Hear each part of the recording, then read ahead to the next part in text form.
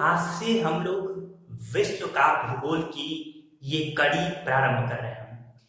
विश्व का भूगोल, अगर हम भूगोल की बात करें तो सबसे जरूरी ये है आपको समझना कि भूगोल बड़ा ही इंटरेस्टिंग है। अगर आप भूगोल की कड़ी दर कड़ी सुलझाते हुए आगे बढ़ेंगे तो फिर भूगोल के कॉन्सेप्ट में कोई दिक्कत नहीं होगी। एक बार भूगोल का कॉन्सेप्ट समझ में आ गया ना तो फिर भूगोल आपका चहेता विषय हो जाएगा। तो मेरे साथ कड़ी दर कड़ी, लेक्चर दर लेक्चर आगे बढ़िएगा। मैं एक एक कड़ी धीरे धीरे सुलझाते हुए चलूंगा। हो सकता है किताबों से थोड़ा अलग तरीके से मैं आपको पढ़ाऊं, पर जिस तरीके से जो कॉन्सेप्ट देने की जरूरत होगी उस तरीके से मैं आपको साथ साथ ले चलूंगा। तो हम आज शुरू करते हैं विश्व का भूगोल यानी वर्ल्ड ज्योग्राफी। विश्व का भूगोल, सबसे पहले आपको ये जानना जरूरी है कि विश्व, ये विश्व देख रहे हैं, विश्व का भूगोल, इसके अंतर्गत आप पढ़ेंगे क्या। देखिए, इसके एक भाग होता है इसका खगोलिकी, खगोलिकी, एस्ट्रोलॉजी वगैरह, जिसमें आप ब्रह्मांड और अन्य तमाम बातों के बारे में पढ़ते हैं। जबकि इसका दूसरा भाग जो होता है वो है विश्व के महाद्वीप व महासागर। तो महाद्वीप व महासागर यानी आप पृथ्वी को पढ़ेंगे, पृथ्वी की संरचना पढ़ेंगे। इसमें तो आपने ब्रह्मांड को देखा और इसमें आप पृथ्वी को पढ़ेंगे। एक और अलग से विश्व के भूगोल के अंतर्गत प्रकृति का अध्ययन भी किया जाता है।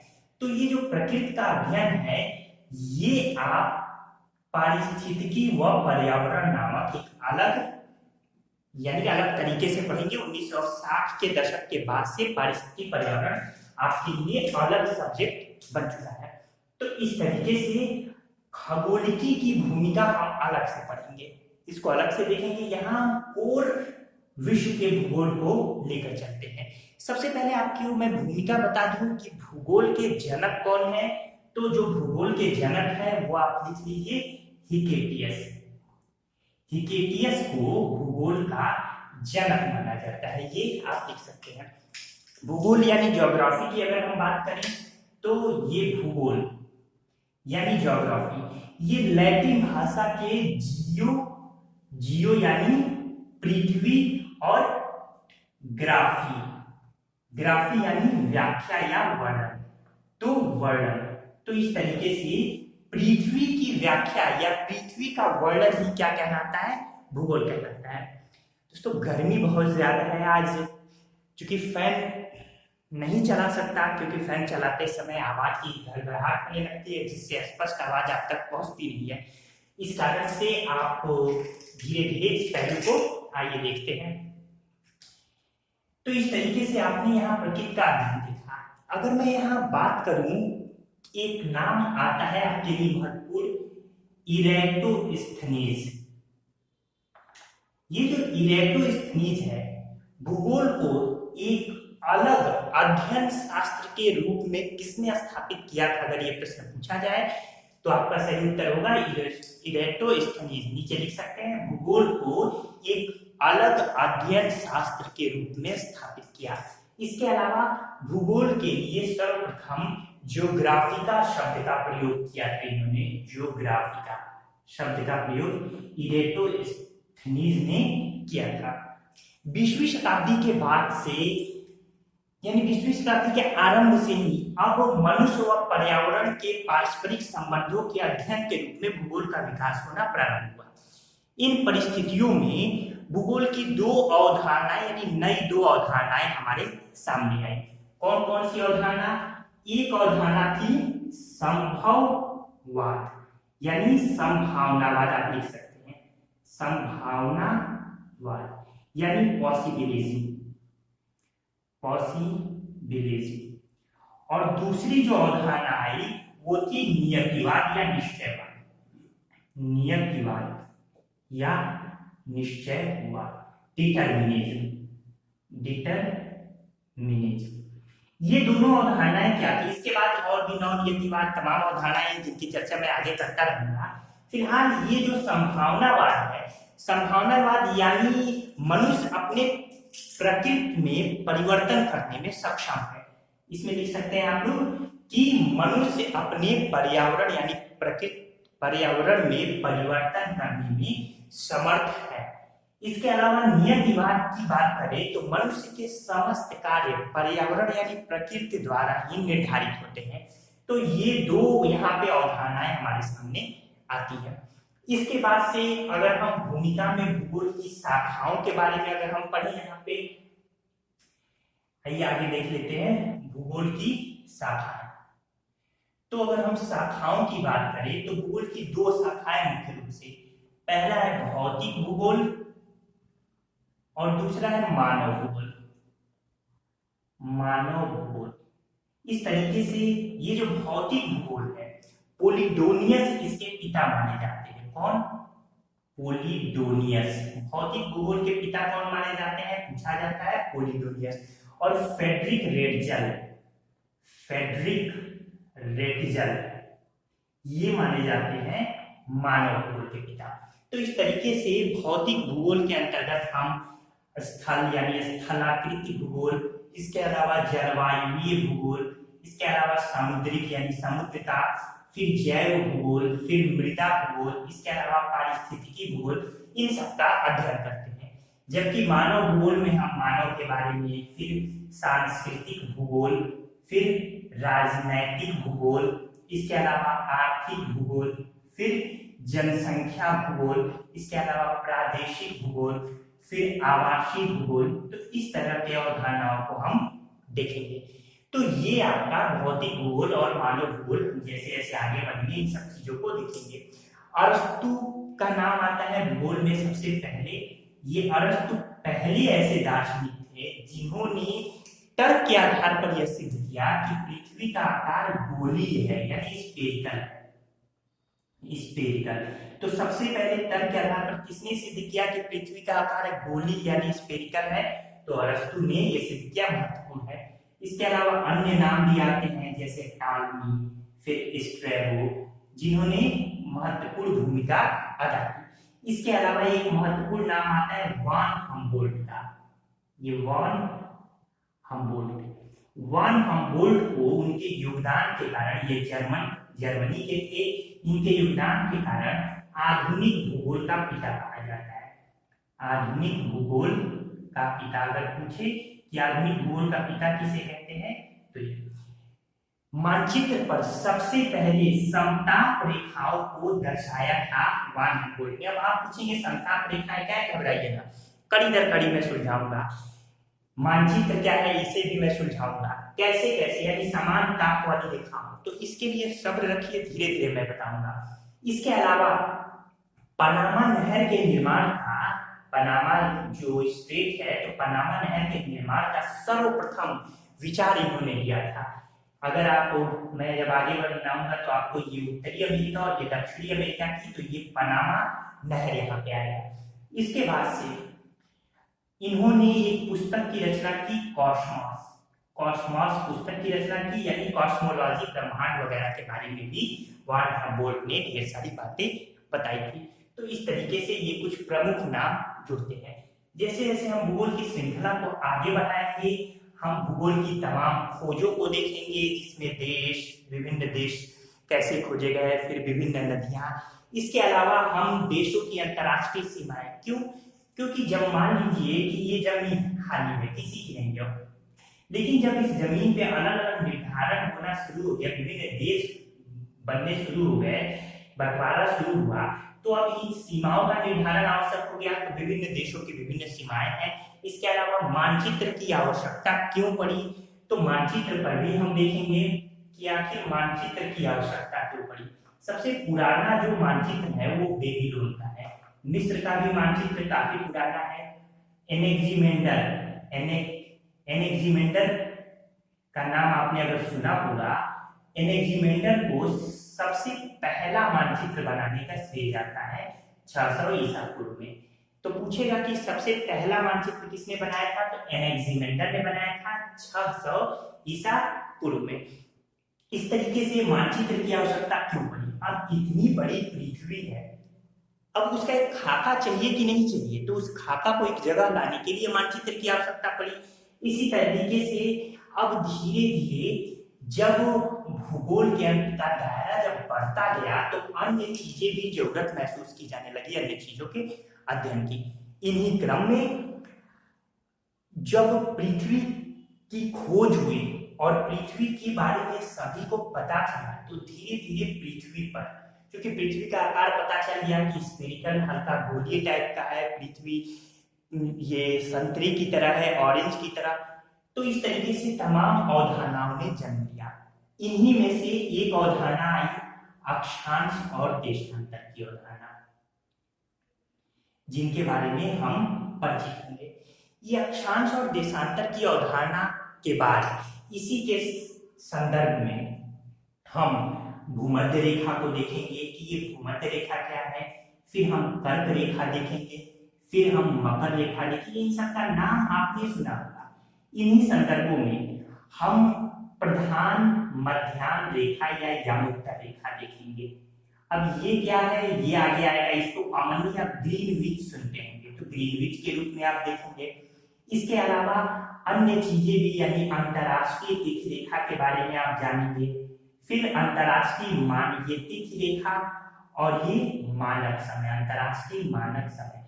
आप देखेंगे भिन्न भिन्न देशों में कैसे भिन्न भिन्न मानक समय होते हैं, पृथ्वी के घूर्णन का क्या प्रभाव पड़ता है, पृथ्वी के तमाम गतिविधियों का क्या प्रभाव पड़ता है, रात दिन पर क्या प्रभाव पड़ता है, समय पर क्या प्रभाव पड़ता है, ऋतुओं पर क्या प्रभाव पड़ता है। तो इस तरीके से तमाम बातों को हम क्रमागत ढंग से आगे धीरे धीरे देखेंगे।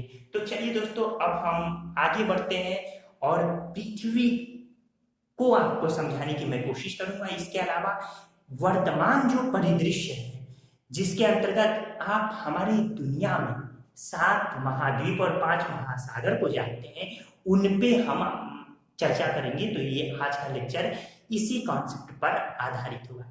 तो आइए अब हम आगे बढ़ते हैं अपने अगले पड़ाव की तरफ। उम्मीद है कि अब तक का ये जो बेस था वो आपको समझ में आया हो। अब हम कॉन्सेप्ट को शुरू करते हैं। तो आइए यहाँ पे हम समझते हैं, ये आपकी पृथ्वी है।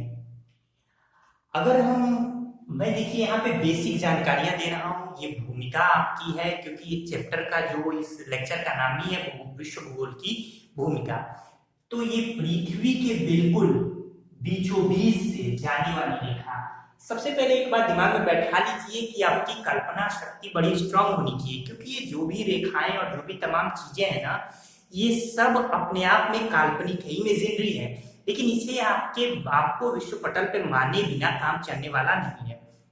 तो ये जो बिल्कुल पृथ्वी के बीचों बीच से जो रेखा जा रही है, इसे इक्वेटर या भूमध्य रेखा के नाम से जानते हैं।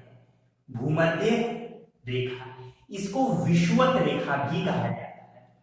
इसे 0 डिग्री मानकर मानक की गणना की जाती है। पृथ्वी अपने अक्ष पर कितनी झुकी हुई है, बेसिक क्वेश्चन आप बचपन में पढ़े होंगे, 23.5 डिग्री। तो 23.5 डिग्री अगर ऊपर तो नीचे, ऊपर नीचे भूगोल की भाषा में मैपिंग की जाती है, जिसमें आपको मैपिंग में ऊपर जो होता है वो नॉर्थ होता है, ये साउथ है, ये ईस्ट है और ये वेस्ट है।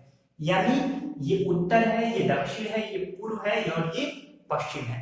तो इस तरीके से ये भूगोल की भाषा में चलता है। तो उत्तर या दक्षिण, इस अगर भूमध्य रेखा से यहाँ से कोई भी कोणीय दूरी आप ले लीजिए, जिसको अक्षांश कहते हैं। जो कोणीय दूरी है ना, भूमध्य रेखा से अक्षांश कहलाती है।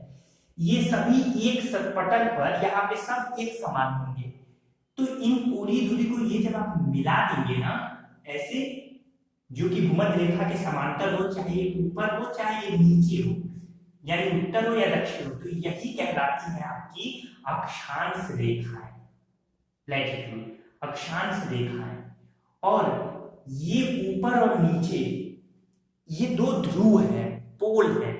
बेसिक रूप में समझिए, पोल, एक पोल ऊपर है और एक पोल नीचे। ये दरअसल 2 बिंदु की तरह है, ये कोई रेखा नहीं है। तो इस पोल को, उत्तरी पोल को दक्षिणी पोल से मिलाने पर ये जो आपका वृत्त तैयार हुआ या रेखा ये जो तैयार हुई, इसे क्या कहते हैं, ये बिल्कुल बीचों बीच है, तो इसे क्या कहेंगे, देशांतर। तो इस तरीके से ये जितनी हुई ये देशांतर रेखाएं हो गई, देशांतर रेखाएं।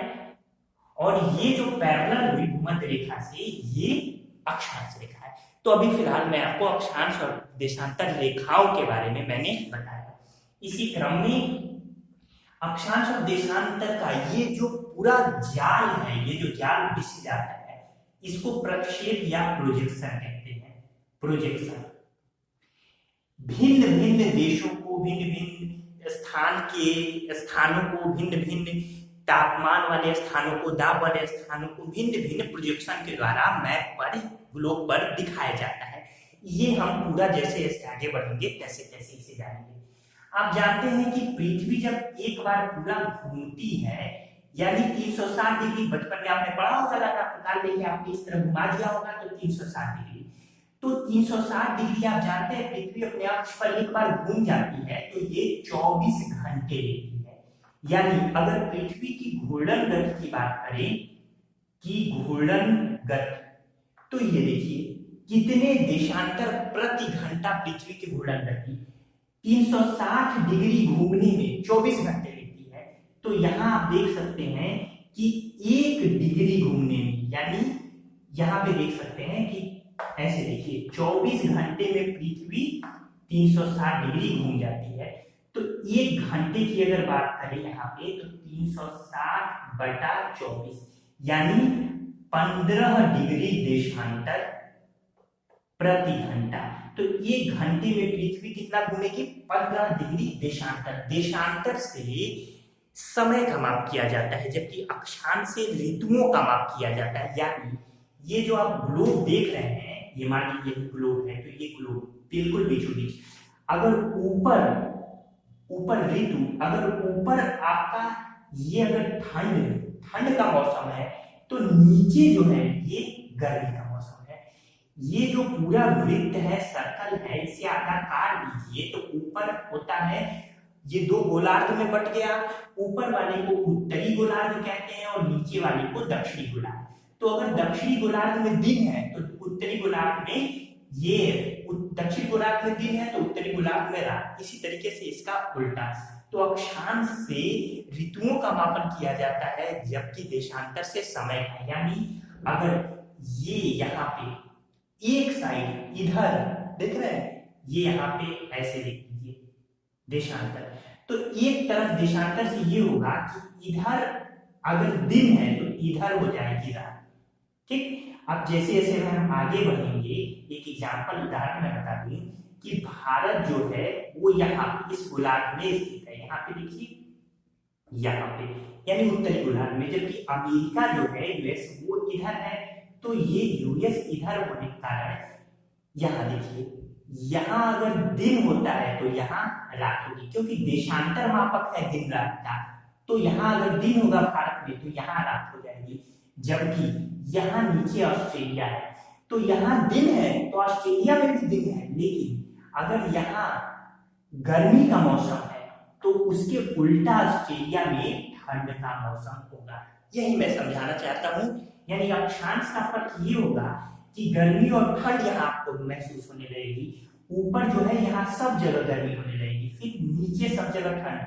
और देशांतर से इधर यानी ये पूर्व दिशा में अगर दिन है तो ये पश्चिम दिशा में आपकी रात होगी। तो ये अंतर है, इसका महत्व बड़ा है। ये मैं आगे भी बताऊंगा कैसे कैसे। यानी यहाँ आगे बढ़ेंगे तो 1 घंटा में 15 देशांतर, तो यानी 15 डिग्री देशांतर में 1 घंटा, जिसको हम 60 मिनट भी कह सकते हैं। तो 1 डिग्री देशांतर में 60 बटा 15 यानी 4, यानी वो उल्टा, हाँ 1 डिग्री देशांतर में ये 15 बटा 60 बटा 15, तो ये कितना हो जाएगा? 4 मिनट।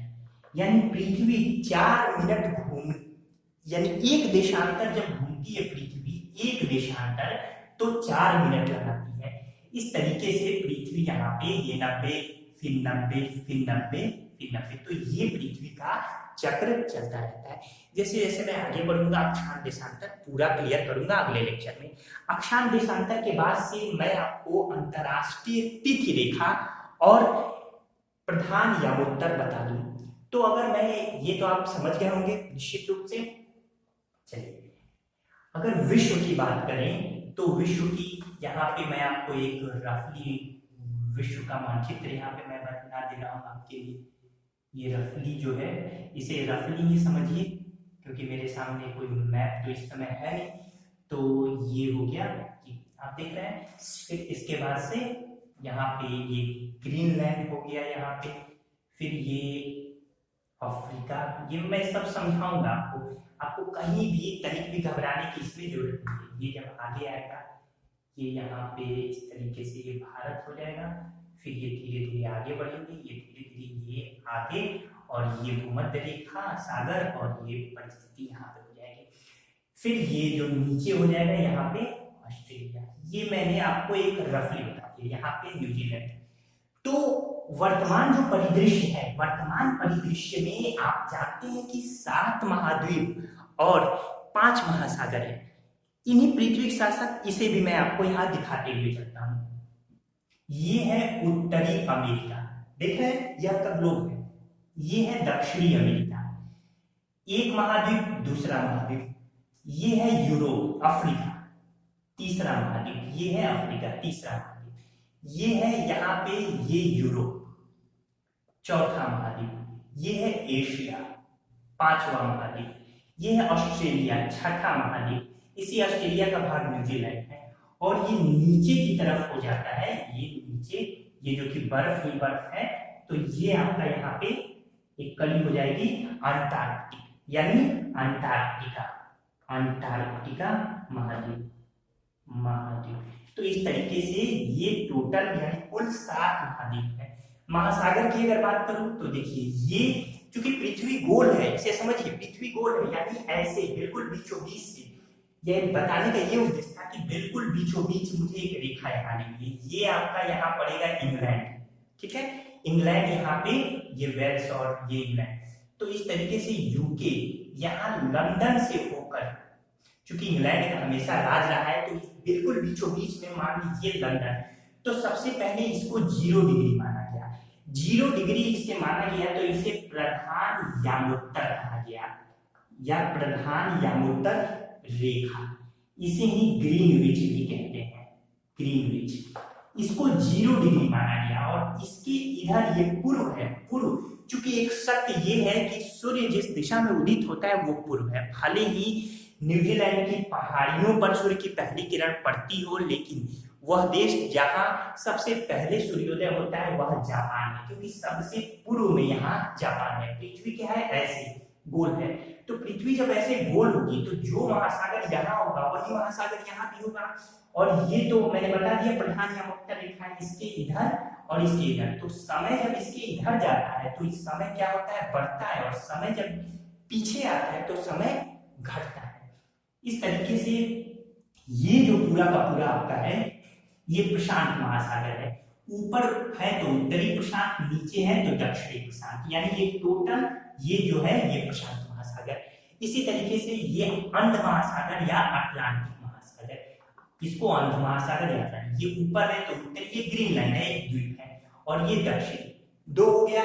इसके बाद से भारत के नीचे यहाँ देखिए हिंद महासागर। एक बड़ी इंटरेस्टिंग बात कि ऑस्ट्रेलिया का जो ये पश्चिमी हिस्सा है, ये हिंद महासागर के क्षेत्र में आ रहा है, और जो पूर्वी हिस्सा है, क्योंकि पृथ्वी ऐसे गोल है, तो ये प्रशांत जो महासागर है उत्तरी, और प्रशांत महासागर जो दक्षिणी है ये यहाँ पे है।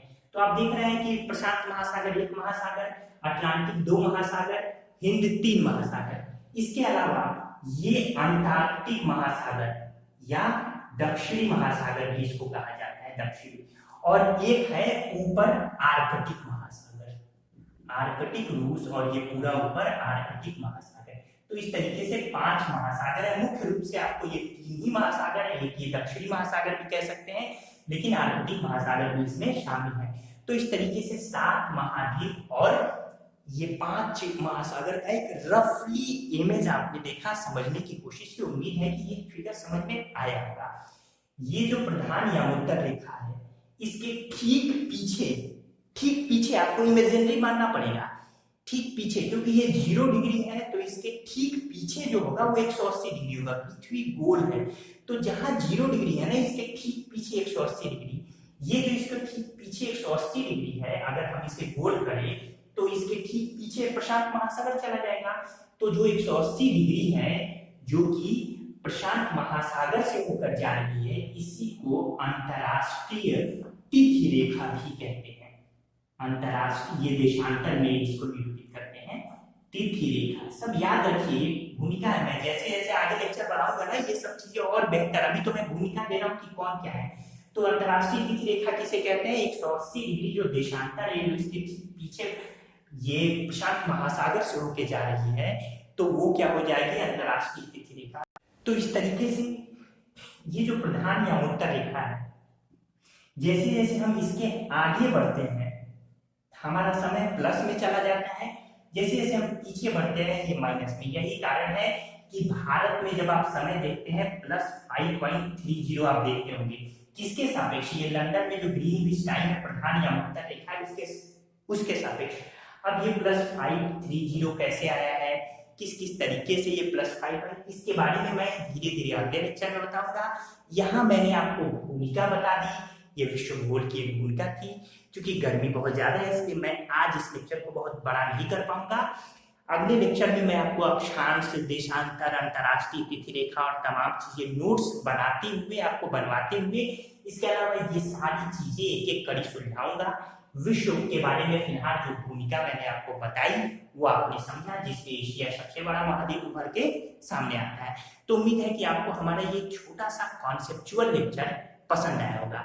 तो एक एक कड़ी मेरे साथ बने रहिए। जब विश्व भूगोल समाप्त होगा तो भूगोल आपका इतना चहेता विषय हो जाएगा कि आपने कभी सोचा भी नहीं होगा। धन्यवाद दोस्तों।